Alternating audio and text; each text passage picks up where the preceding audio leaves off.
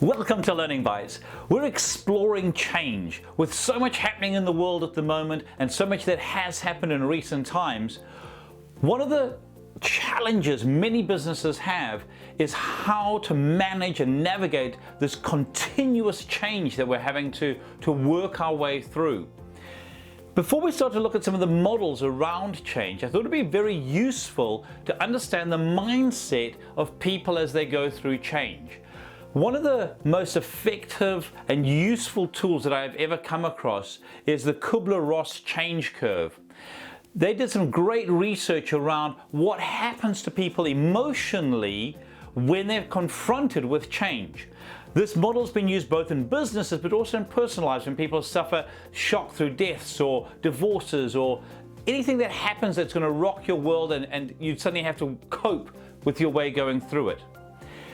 When it comes to change, one of the big things that people really struggle with is the way that they suddenly find themselves reacting emotionally. And in the reaction emotionally, what we find is that when people aren't used to managing their emotions well, they can often project their negative emotions or their frustration or their hurt or their anger onto other people. And then people then respond in kind because human beings are very good at mirroring, and that's what causes the explosions and the tensions and the drama that can often happen at work. If you're looking at change, if there's some inevitable change coming up, whether the change is a small thing like the third price rise in this quarter because of you keep getting price increases and you have to pass it on, and the team's like, what? Really again? Or whether it's a big change like the war that's broken out in Ukraine, or we suddenly get put back into a red, or whatever the case may be, when you start to look at change and you look at your team, it can really help to understand that they go through 7 key stages. Now, this has been presented as the 5 key stages. I like the expansion, and I want to just talk to that very briefly.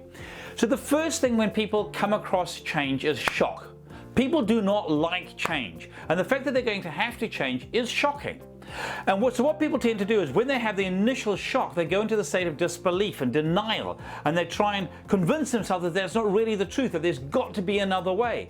And then when they find that there isn't another way, they can get really frustrated.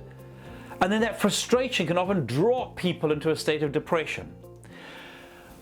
When people are in that space and they sort of look at it, they can then start to come out of it by going, well, maybe I'll give that a try. And they start to experiment with this new state, this new where we are, where we find ourselves now. And then they start to make a little bit of a decision, okay, well, maybe I can live in this new normal that I'm in, and then they integrate into it. So when you're with your people, give them the time to go through those stages of grief. Understand that not everyone's going to make a snap decision and go from here to here. When you work with your people through change, it helps them to come along with you on the journey. Here's to your success. If any of this resonated with you and you'd like some help with it, do feel free to get in touch. Drop me an email at mike@thinkright.co.nz or 0272 987 523 or our website www.thinkright.co.nz.